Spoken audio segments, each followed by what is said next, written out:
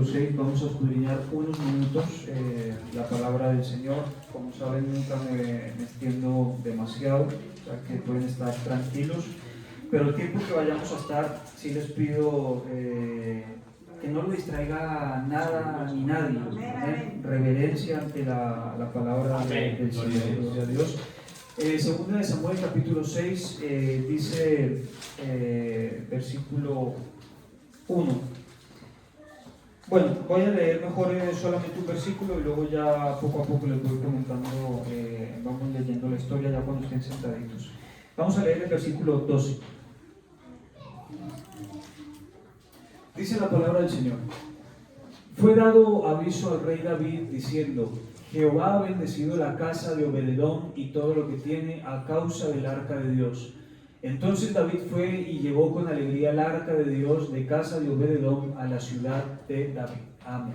Amado Señor Jesús, te damos gracias, Padre, por tu misericordia y amor. En este momento nos presentamos ante ti, Cristo, que tu palabra fluya como un río de agua viva por nuestro corazón. Señor Jesús, limpia nuestra mente, limpia nuestra vida con tu palabra, Señor, que purifica, tu palabra que redarguye, tu palabra que instruye en este momento, Señor. Quita todo impedimento en el nombre de Jesús.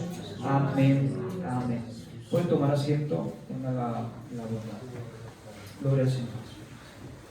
Vamos a hablar en esta mañana de un tema muy bonito, muy especial, y es acerca de la presencia de Dios. Amén. Hay presencias, hay compañías que son gratas, otras que no lo son tanto. Pero si hay algo que a mí me queda claro es que a las personas no les gusta estar solas.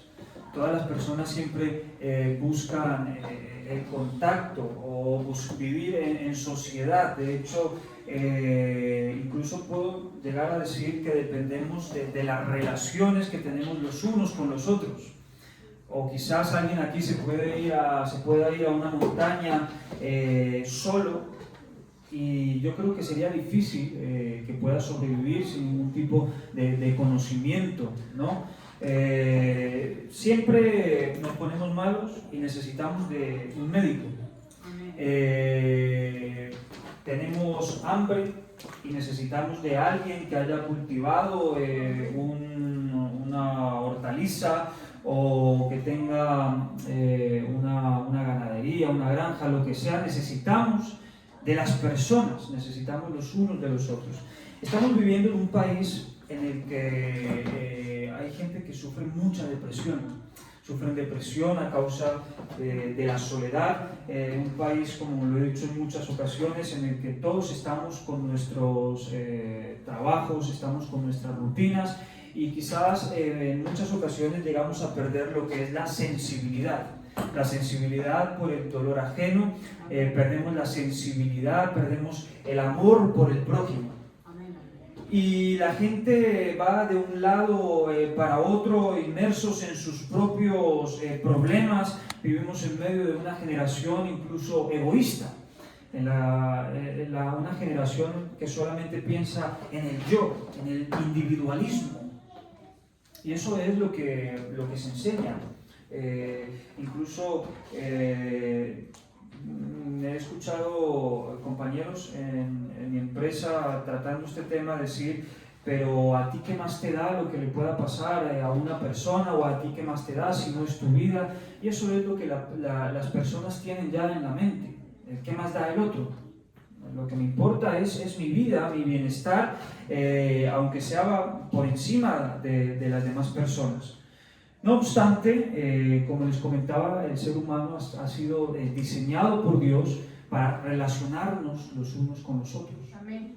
Desde que nacemos necesitamos del cuidado de una madre y de un padre.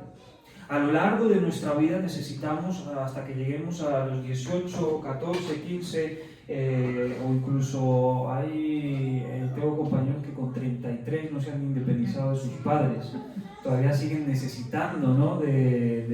de ese cuidado, ¿no? Paterno, materno, de ese cuidado que te da el hogar. Entonces, hemos sido diseñados para eso, no para estar solos.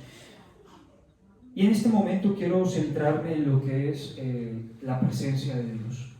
Algo tan importante, algo tan sumamente especial para la humanidad, pero que a causa del pecado, a causa de la maldad que reina en el mundo, esa relación se reventó, se quebró. Y la gente no cree en Dios, la gente le echa la culpa a Dios, a lo mejor también de todo lo malo que pasa en el mundo, porque no siente a Dios. Y culpan a Dios de ello. Si de verdad existes, ¿por qué no te siento? Si de verdad existes, ¿por qué no me das una prueba de tu existencia? Y quieren que Dios descienda del cielo, se les aparezca en medio de la noche vestido de blanco. Quieren ver algo, ellos quieren ver algo. Pero tenemos que ir a la raíz del problema, y es el por qué el hombre no siente la presencia de Dios. ¿Por qué el hombre está tan alejado de Dios? Y la única respuesta que encontramos es a causa de la transgresión y del pecado. Y no podemos que un ser santo, el ser supremo, el que lo ha creado absolutamente todo, no podemos obligarlo a vivir en medio de nuestra maldad, en medio de nuestra inmundicia, en medio de nuestro pecado. Y es que es más fácil para nosotros como personas intentar que Dios se acomode a nuestra manera de vivir, que nosotros cambiar de forma de actuar, de vivir, y acomodarnos a la forma en la que Dios estableció que el ser humano se relacionase con Él. ¿Me comprenden lo que estoy diciendo? Amén, amén. Queremos que Dios cambie y que se acomode a nuestra vida, en lugar de nosotros cambiar y acomodarnos a la forma en la que Dios estableció. Y es que no nos gusta cumplir órdenes. Al ser humano no le gusta, estoy hablando en términos generales. Al ser humano lo que le gusta es la palabra derechos. Tengo derecho a, tengo derecho a lo otro, tengo derecho, pero no le gusta la palabra estoy obligado a hacer tal cosa, o tengo el deber de hacer tal cosa. Aquí, hermanos, este capítulo le invito a que con más tiempo se lo lea en su casa, segunda de Samuel, capítulo 6, para ponerlos un poco en el contexto. El arca era lo que representaba la presencia de Dios en el pueblo. El arca era sagrado. Estaba dentro del lugar santísimo, nadie podía entrar, solamente una vez al año podía entrar a ese lugar el sumo sacerdote. Allí estaba el arca de Dios, que ya les comento lo que representaba, era la presencia de Dios. Este arca se perdió. Llegaron los pueblos enemigos, se lo robaron, se lo quedaron. El pueblo de Israel estuvo durante mucho tiempo sin el arca porque lo habían perdido, pero a causa de que Dios castigó a ese pueblo que se había robado el arca, dice la palabra del Señor que les iba muy mal. Entonces ellos comprendieron que era a causa de que tenían el arca en sus tierras. Entonces lo que ellos hicieron fue hablar con el pueblo de Israel y decirles: tomen, se lo devolvemos, no queremos este utensilio, porque desde que lo tenemos en nuestra tierra nos está yendo mal, pasamos hambre, pasamos necesidad, entonces se lo regresamos. Cuando el pueblo de Israel lo recibe, nos enseña la palabra que lo llevan a una casa, que es la casa de Abinadab, así se llama el padre de familia, Abinadab. Allí consagran a uno de sus hijos para que sea el encargado de custodiar, de atender el arca. Y dice la palabra del Señor allí en primera de Samuel, capítulo 7, algo muy importante en el desarrollo de este tema. Dice la palabra del Señor, si lo tenemos, primera de Samuel 7, versículo 1, dice: vinieron los de Kiriat Jearim y llevaron el arca de Jehová y la pusieron en casa de Abinadab, situada en el collado. Y santificaron a Eleazar su hijo para que guardase el arca de Jehová. Versículo 2. Desde el día que llegó el arca a Kiriat Jearim pasaron muchos días. ¿Exactamente cuántos días? 20 años. 20 años. Amén. Y toda la casa de Israel lamentaba en pos de Jehová. Aquí lo primero que podemos comprobar es que el arca, lo que representa la presencia de Dios, la habían recuperado, y en lugar de ellos estar contentos, dice, el arca estuvo en casa de este hombre, de versículo 1, Abinadab, durante 20 años. Dice, y el pueblo de Israel lamentaba en pos de Jehová, se lamentaba. En lugar de estar contentos a causa de que habían recuperado ese utensilio tan sagrado, lo que nos enseña la palabra es que lamentaban. Y luego les voy a explicar por qué. Y luego les comentaré la razón por la que el pueblo de Israel nunca obtuvo la paz y la tranquilidad. Resulta, hermanos, que llegó un momento en el que David tuvo un sentir en su corazón. Ella comenzó a gobernar y dijo, voy a traer el arca de Dios de Kiriat Jearim, de la casa de Abinadab, y la voy a llevar a Jerusalén. Jerusalén es la ciudad santa, es donde debe estar el arca que representa la presencia de Dios. La capital del reino, ahí es donde tiene que reposar el arca. Entonces David reúne a todo el pueblo, hacen todos los preparativos necesarios para llevarse el arca a Jerusalén, y lo que nos enseña la palabra del Señor fue a partir del versículo 12, como acabamos de leer, que fue dado aviso al rey. A partir del versículo 6 dice, David volvió a reunir a todos los escogidos de Israel, 30.000 nos enseña la palabra. Y se levantó David y partió de Baala de Judá con todo el pueblo que tenía consigo para hacer pasar de allí el arca de Dios, sobre la cual era invocado el nombre de Jehová de los ejércitos, que mora entre los querubines. Pusieron el arca de Dios sobre un carro que... Un carro nuevo, kilómetro cero. Ahí estaba el arca de Dios, en un carro nuevo.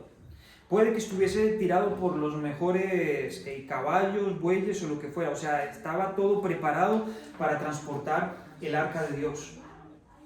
Y cuando lo llevaba de la casa de Abinadab, que estaba en el collado con el arca de Dios, Ahío iba delante del arca. Y David y toda la casa de Israel danzaban delante de Jehová con toda clase de instrumentos, madera de haya, con arpas, salterios, panderos, flautas y címbalos.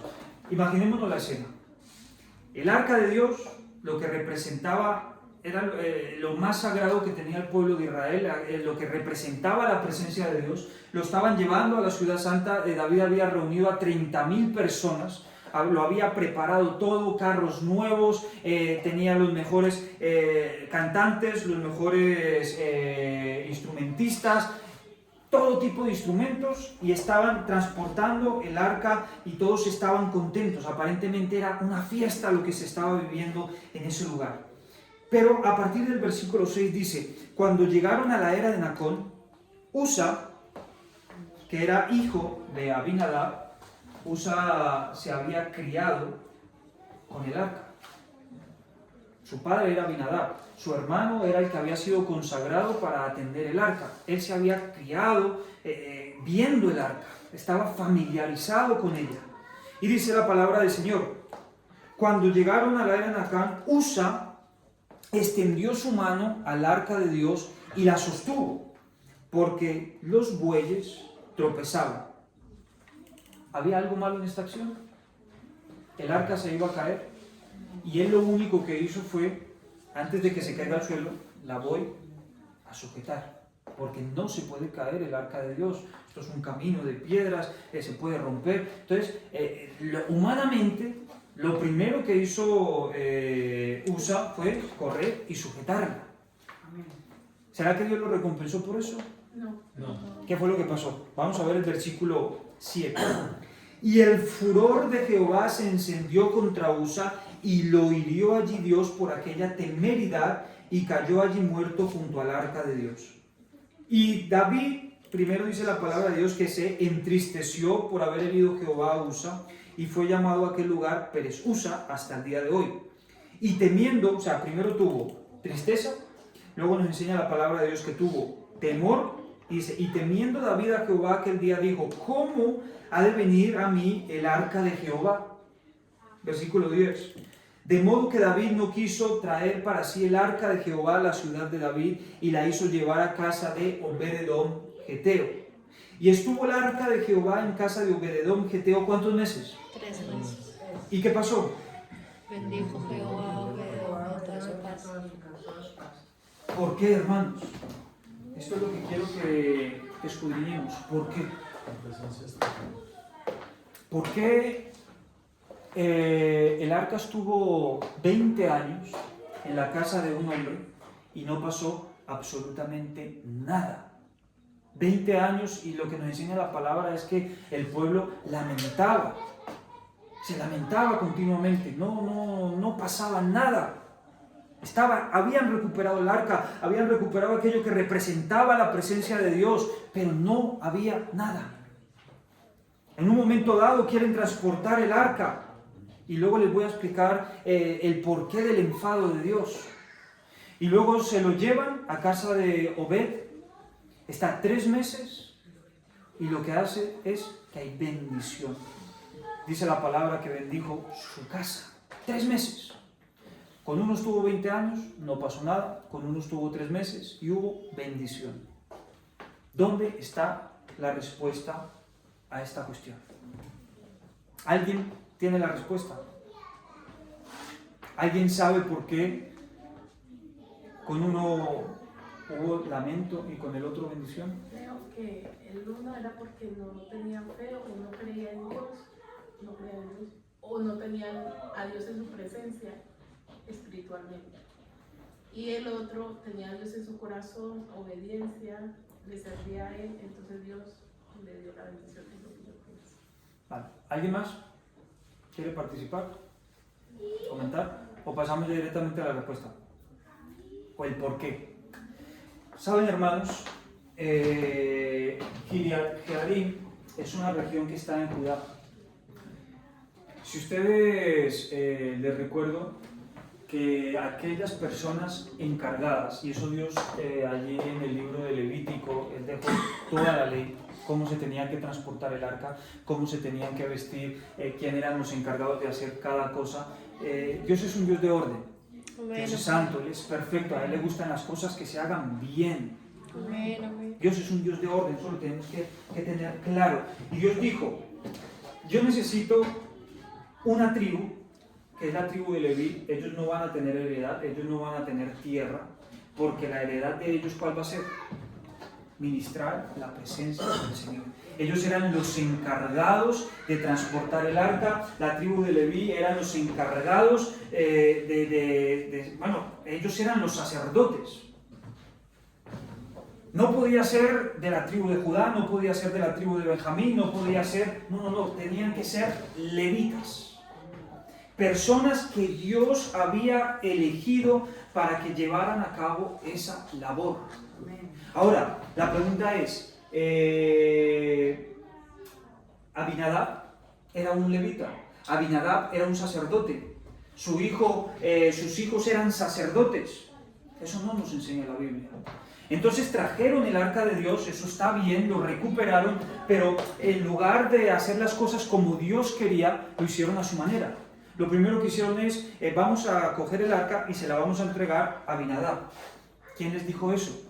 ¿Dónde estaba en las escrituras que tenían que hacerlo de esa forma? No era así lo que Dios había diseñado. No era una familia sacerdotal, no habían sido consagrados, no estaban relacionados con la ley, de cómo se tenían ellos que comportar ante la presencia del Señor. Eran gente normal.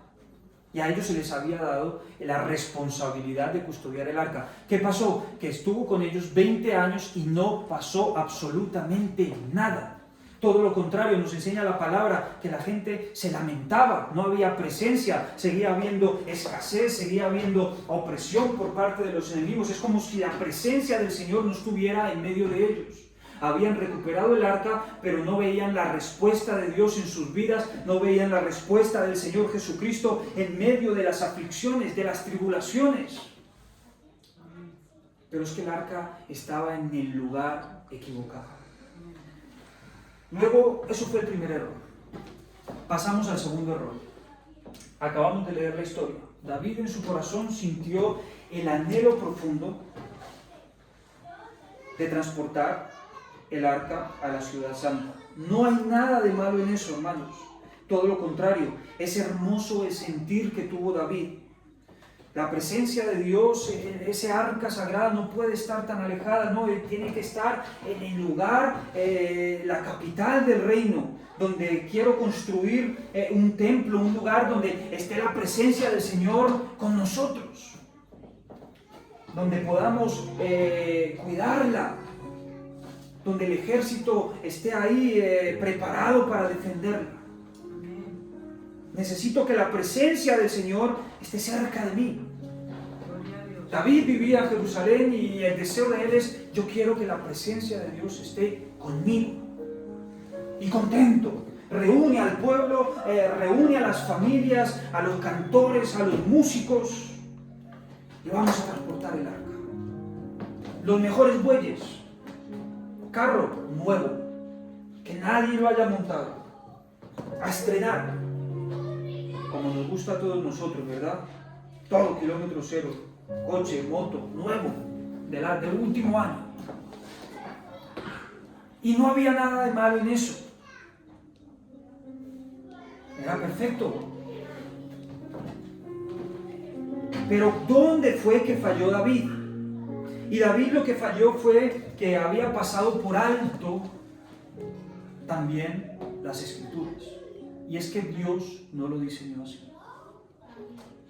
Lo que Dios diseñó lo podemos encontrar en Primera de Crónicas 13. Vamos a leerlo. Primera de Crónicas, capítulo 15. Ahí está la respuesta. Dice: hizo David también casas para sí en la ciudad de David, y arregló un lugar para el arca de Dios, y le levantó una tienda. Entonces dijo David: el arca de Dios no debe ser llevada sino por los levitas. Aquí encontramos el primer error, mis hermanos, que David lo que preparó fue bueyes para transportar la presencia de Dios, animales. Y lo que Dios había dicho: cuando el arca se mueva, tienen que ser los levitas, esas personas que yo elegí para que me transportaran, o aquello que representaba su presencia. Gente consagrada, gente santa, gente que previamente a entrar a la presencia de Dios tenían que pasar una purificación.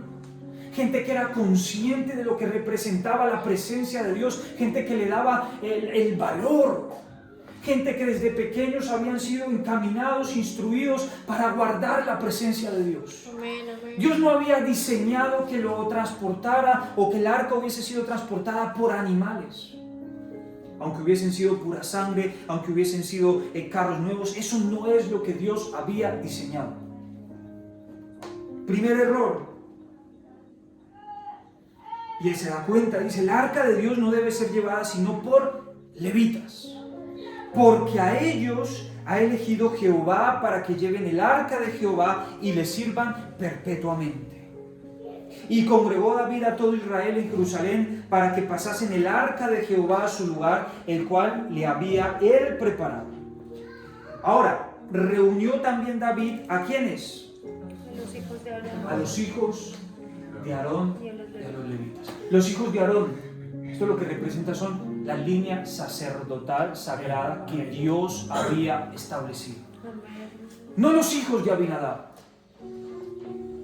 Esos Dios no los había elegido, solo los eligió el pueblo. Lo que Dios había elegido era a los hijos de Aarón, la línea sacerdotal. Entonces David se da cuenta, dice: no, ya no tienen que ser los que nosotros elegimos. Vamos a llamar a los hijos de Aarón, a los sacerdotes que Dios eligió para que le sirvieran, para que ministraran ante él. De los hijos de Coat, a Uriel, al principal, a sus hermanos, 120 sacerdotes. De los hijos de Merari, 220 sacerdotes. De los hijos de Gersón, 130 sacerdotes. De los hijos de Eliafán, y sigue la palabra del Señor diciendo: todos. Versículo 16: Asimismo dijo David a los principales de los levitas que designasen de sus hermanos cantores con instrumentos de música, con salterios, arpas, con címbalos que resonasen y alzasen la voz con alegría. Y los levitas, dice la palabra, designaron, aquí vemos hasta el versículo 24, todos los que van designando. Versículo 25 dice, David pues y los ancianos de Israel y los capitanes de millares fueron a traer el arca del pacto de Jehová de casa de Obededom con alegría. Y ayudando Dios a los levitas que llevaban el arca del pacto de Jehová, sacrificaron 7 novillos y 7 carneros. Es decir, aparte de haber alabanza, le habían metido ya sacrificio. Lo que Dios había diseñado. Y aquí hay algo muy importante. Versículo 27. Dice, y David iba vestido de lino fino, y también todos los levitas que llevaban el arca, y asimismo los cantores. Y que Ananías era maestro de canto entre los cantores. Llevaba también David sobre sí un efod de lino. ¿Y esto por qué es importante? Porque aquí ya lo que nos está enseñando la palabra es que David no solamente había cambiado lo externo, había quitado los bueyes, había quitado el carro nuevo, había quitado aquellos sacerdotes que Dios no había elegido y había puesto levitas, sacerdotes, y aparte él mismo había cambiado algo.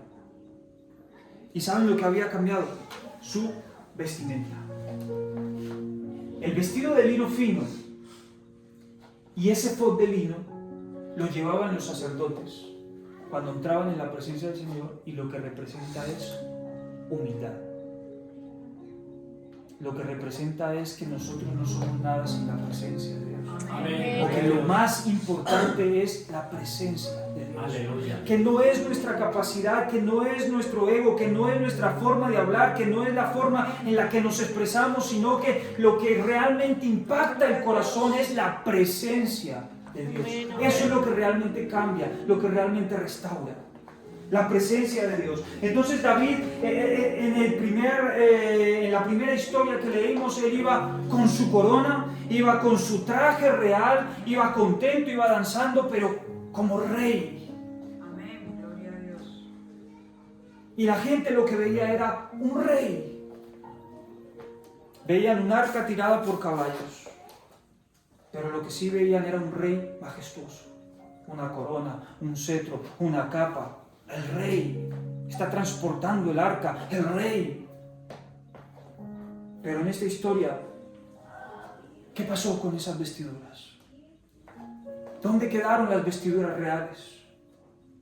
David se quitó su corona, David se quitó su vestimenta real, se puso un vestido de lino fino.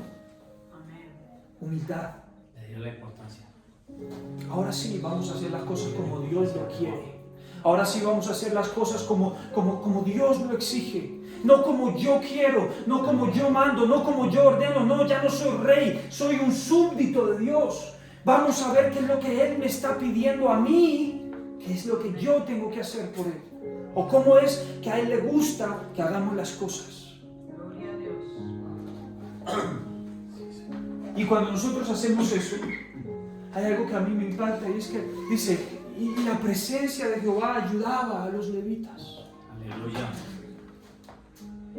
Ya era un ambiente diferente, gente preparada, gente que Dios había escogido las cosas como Dios le gusta. ¿Saben, hermanos? En esta iglesia yo lo que le digo al Señor, Señor, lo que tú quieras, Amén, amén. como tú quieras. Gloria a Dios. ¿De qué quieres que hable? ¿Qué quieres que predique? Señor, gobierna la iglesia. Aleluya. La iglesia es tuya, no es de los diáconos. Hoy nosotros, la familia pastoral, estamos aquí, el día de mañana nos trasladan a otro lugar. Pero la presencia de Dios, hermanos, que nunca se vaya de esta iglesia. Aleluya. Y ya no solamente hablo de la iglesia. Hoy quiero hablar con los hermanos. Hermanos, el hecho de haber nacido en el Evangelio, el hecho de haber estudiado teología o haber hecho seminarios, haber hecho muchas cosas, eso no te va a salvar. Amén. Porque ¿sabe cuál era el problema que cometió Usa? Era bueno lo que él quería. El arca se va a caer, la voy a sujetar. Pero ¿sabe qué es lo que pasó ahí? Que él ya estaba familiarizado con el arca. Él desde pequeño había visto a su hermano mayor, había visto a su padre, cómo trataban el arca. Y él dijo, es un utensilio más. No tiene importancia. Porque lo que decía la palabra es que no se podía tocar. Pero como no pasa nada. No hay reverencia. No había reverencia. Había desconocimiento. Y tú puedes llevar 20, 30, 40 años en la iglesia, pero cuidado. Cuidado. Con estar tan familiarizado con las cosas de Dios que nos convertimos en religiosos en lugar de vivir plenamente la presencia del Señor. Amén, amén. Familiarizados. Venimos a la iglesia, una rutina. Ahora nos sentamos, cantamos 3 canciones, luego llega el pastor, predica sus 20, 30 minutos y nos vamos, y luego el martes no voy, el jueves sí, y familiarizados. Un ritual. Un ritual. Y nuestra vida no cambia. Vemos que pasan los años, 1 año, 2 años, 10 años, 20 años, no pasa nada. Vemos que nuestra vida va peor, vemos que no avanzamos, vemos que no vemos la gloria de Dios en nuestra vida, y de repente llega una persona y decimos, 3 meses y ya Dios la está bendiciendo. Ha estado la presencia de Dios con esa persona 4 meses, 1 año y ya es pastor. Aleluya. 2 años, ya es pastor. 10 años, yo llevo 40 y aquí sigo, y 10 años y ya está de misionero. ¿Por qué? No es por Dios. Dios es el mismo ayer, hoy y por los siglos de los siglos. Amén, amén. Aquí lo que cambia es la forma en la que nosotros tratamos la presencia de Dios. Si tú tratas la presencia de Dios como si fuera algo más, te puedes tirar ahí toda tu vida. Lo mismo da que estés aquí, que estés allá afuera. No pasa nada. No va a pasar nada. Al diablo no le importa que tú estés aquí sentado.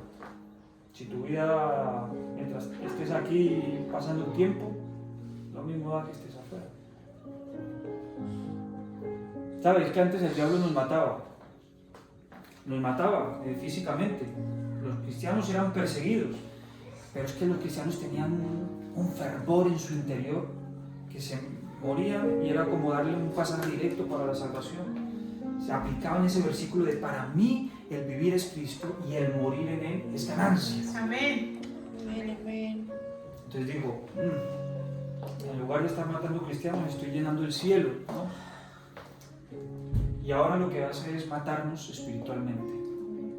Y nos encontramos, podemos venir a la iglesia pero estar dormidos espiritualmente. Y esa es la peor muerte que puede haber. Estar tan cerca de la presencia, estar tan cerca pero a la vez tan lejos. Estamos familiarizados con el culto, con todo lo que ello implica, pero estamos lejos realmente de una experiencia con Dios. Amén. Amén. Tenemos que cambiar. Nosotros no somos lo importante. ¿Saben? Yo comprendí algo, y es que Dios, a mi familia y a mí, no nos necesita aquí en Pinto. Nosotros necesitamos a Dios. Ahora, Él quiere usarnos aquí, pero no es que Él nos necesite. Para glorificarse. Él lo que quiere es usarnos. Los que necesitamos de Él somos nosotros, es mi familia. Yo necesito de Él. Yo necesito su presencia. Si venimos a la iglesia, los que se benefician no es Dios. Amén. Somos nosotros los que nos beneficiamos de la presencia de Dios. Gloria a Dios. Tenemos que cambiar, hermanos. Voy Aleluya. terminando. Cambiar la mentalidad, cambiar el chip. Muchas veces parece que le hacemos un favor a Dios. ¿Qué favor le vamos a hacer nosotros a Dios? Nosotros necesitamos de Él. Entonces trajeron el arca de Dios y la pusieron en medio de la tienda que David había levantado para ella y ofrecieron holocaustos, sacrificios de paz delante de Dios. Y puso delante del arca de Jehová ministros de los levitas para que recordasen y confesasen y loasen a Jehová, Dios de Israel.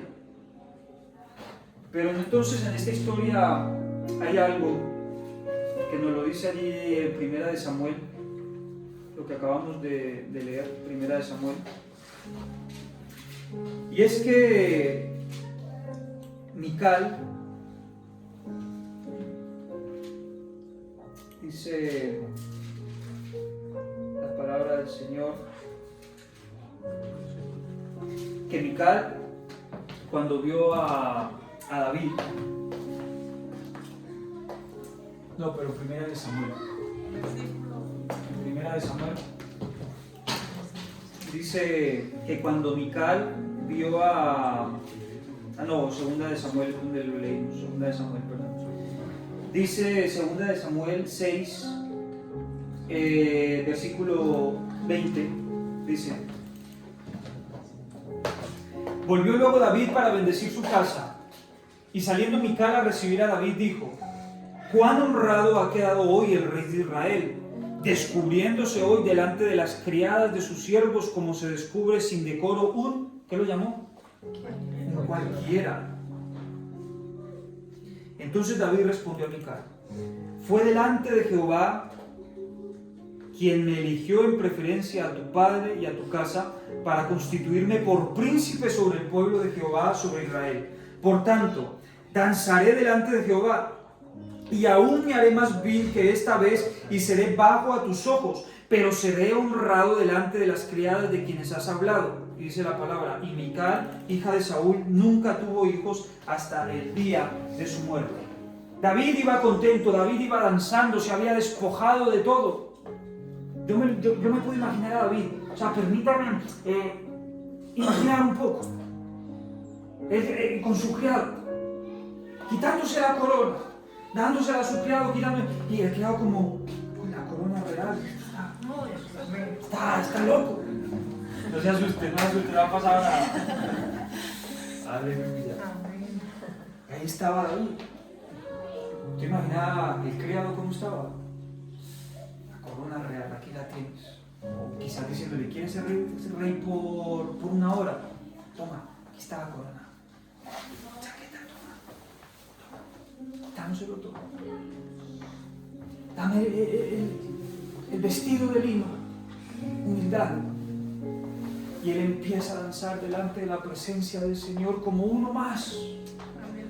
Como uno más, danzando de un lado para otro, cantando en fiesta alegre. Cuando sale su mujer por la ventana, que tendría que estar con él, adorando a Dios juntos en familia, pero ella está en la ventana, lejos de la presencia, lejos de la fiesta. Y cuando una persona está fuera de la fiesta, en lugar de estarse gozando, lo que va a haber son errores. Se avergonzó antes del marido. Un cualquiera lo llamó. Yo me hubiese divorciado. Y ella fue avergonzada porque las reinas tenían que tenerle hijo al rey. Eso es. Eso fue la peor vergüenza. Bueno, David le respondió: bueno, Dios me eligió a mí antes que a tu padre. Ahí ya con eso pero el castigo fue que ella no pudo tener rey, no tuvo descendencia, no tuvo heredero, y eso para esos tiempos era vergonzoso.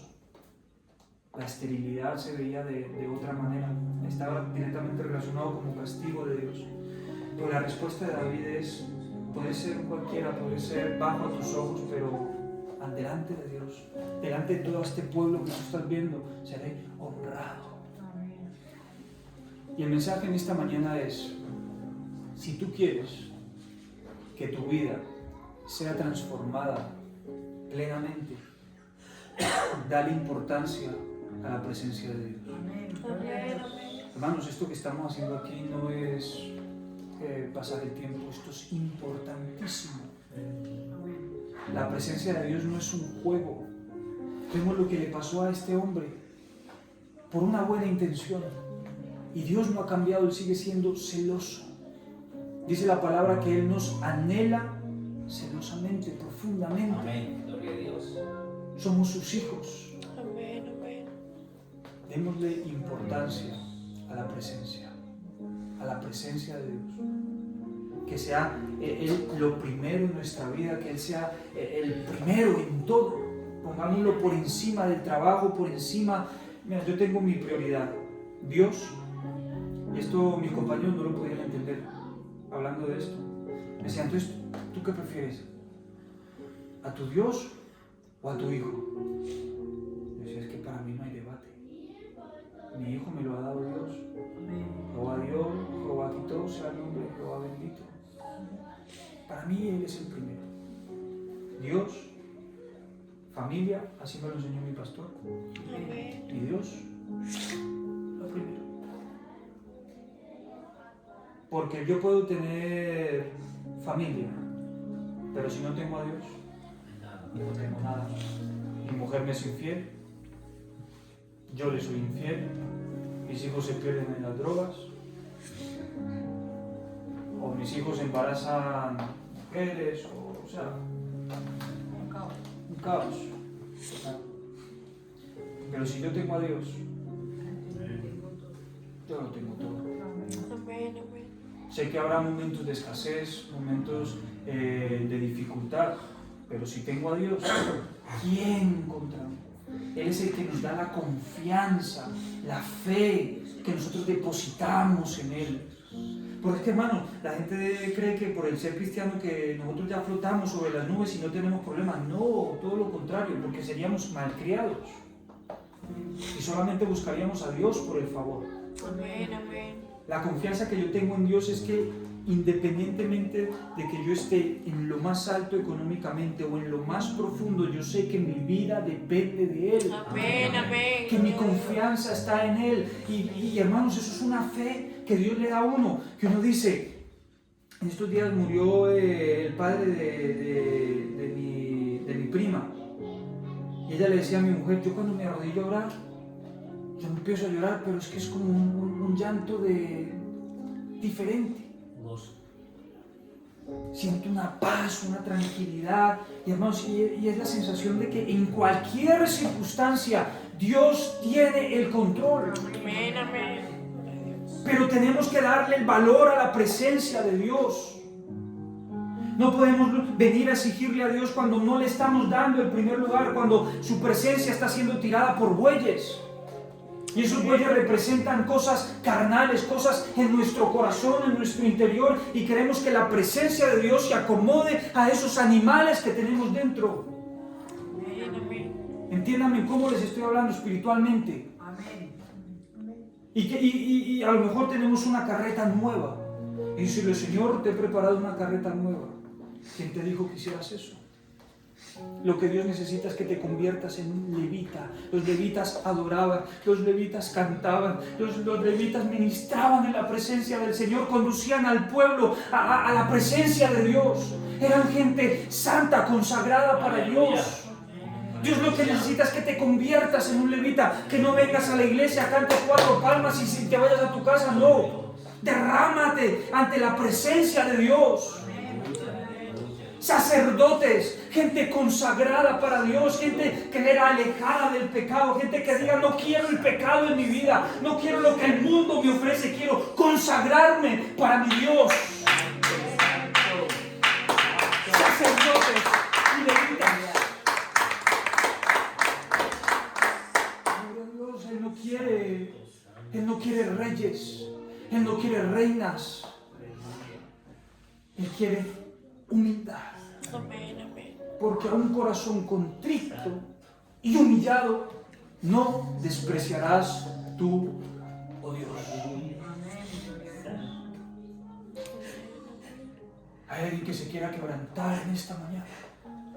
Hay alguien que quiera coger su corona y dársela al Señor. Yo quiero invitar a alguien a este altar. Es pequeño, pero lo que representa este altar, mis hermanos, es eso. La rendición ante Dios. Amén, amén. El dejar nuestra corona, el dejar nuestro vestido y rendirnos ante Dios. Yo quiero invitarte a que te pongas en pie en este momento. Si hay alguien que quiera venir a este lugar, vamos a hacer una oración, vamos a imponer las manos sobre esa persona. Gloria a Dios. Aleluya, gloria al Señor. Gloria a Dios. Hoy en este momento, Señor Jesús, alabanzas a tu nombre, alabanzas a tu nombre. La presencia de Dios, la presencia de Dios en tu vida, la presencia de Dios en mi vida, la presencia de Dios es lo más importante. Señor, si tu presencia está conmigo, yo estoy completo. Oh, aleluya, Moisés le dijo, si tu presencia no ha de ir conmigo, no me saques de este lugar. Si tu presencia no me ha de acompañar en este camino, Señor, no me saques. ¿Sabe, hermanos? Antes de salir al ministerio yo le dije, Señor, si tu presencia no ha de acompañarme, si tu presencia no ha de estar conmigo, no me saques de aquí de la iglesia. Y no fue por dinero, no fue por... No, fue por amor, Señor, tu presencia, pero que tu presencia no sea parte de mi vida. Te presento, Señor, a Padre, tú la amas. Tú quieres morar en su corazón, Señor Jesús. Gracias por su vida, oh Dios, y nos rendimos ante ti. Hoy nos rendimos ante tu presencia, Señor. Gracias. Aquí está, Señor, con Fabián, Padre Santo. El poder en tu nombre, Señor Jesucristo. Tú estás recordando que aún estás aquí, Señor, que no te has marchado. Tú nos estás recordando en esta mañana, Señor Jesús, que necesitas que te preparemos un lugar en nuestro corazón. Tú nos estás recordando, Señor, que tu presencia es lo más importante en mi vida, en nuestra vida, Señor. Tú nos estás recordando que te tenemos que dar ese primer lugar. Aleluya, aquí está, Señor, en el cielo, aquí está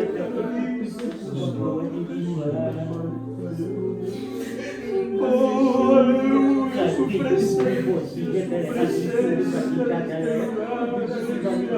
está buscando una levita, está buscando un sacerdote, está buscando a alguien que le adore con libertad, está buscando a alguien que deje su corona,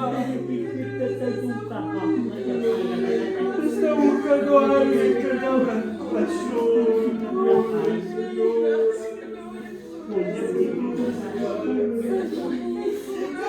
Aleluya,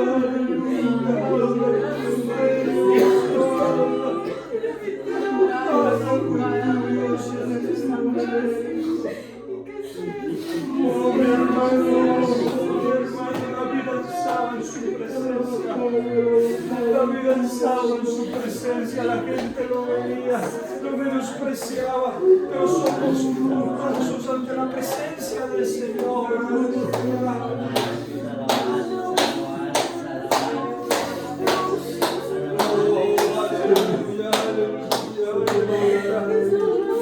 Aquí hay gente que se está encontrando con la presencia de Dios. Y donde está la presencia del Señor, allí suceden cosas maravillosas. Hay sanidad. Donde está la presencia del Señor, hay libertad. Donde está la presencia del Señor, tiene que suceder algo poderoso. Aleluya. Derrama tu Espíritu, Señor, en esta vida. Derrama, Señor, tu Santo Espíritu, Jesús. Gloria te damos, gloria te damos, gloria te damos, Señor. Vengo a habitar en tu intimidad, donde sé que me voy a encontrar. Quiero habitar en tu intimidad, donde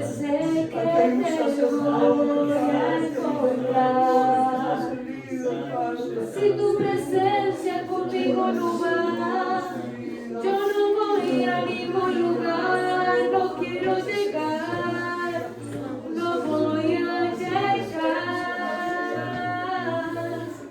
Si tu presencia conmigo no va, yo no voy a ningún lugar, no quiero llegar, no voy a llegar. Y no me voy hasta que suceda, hasta que tu gloria inunde mi interior. Y no me voy hasta que suceda, hasta que tu gloria inunde mi interior.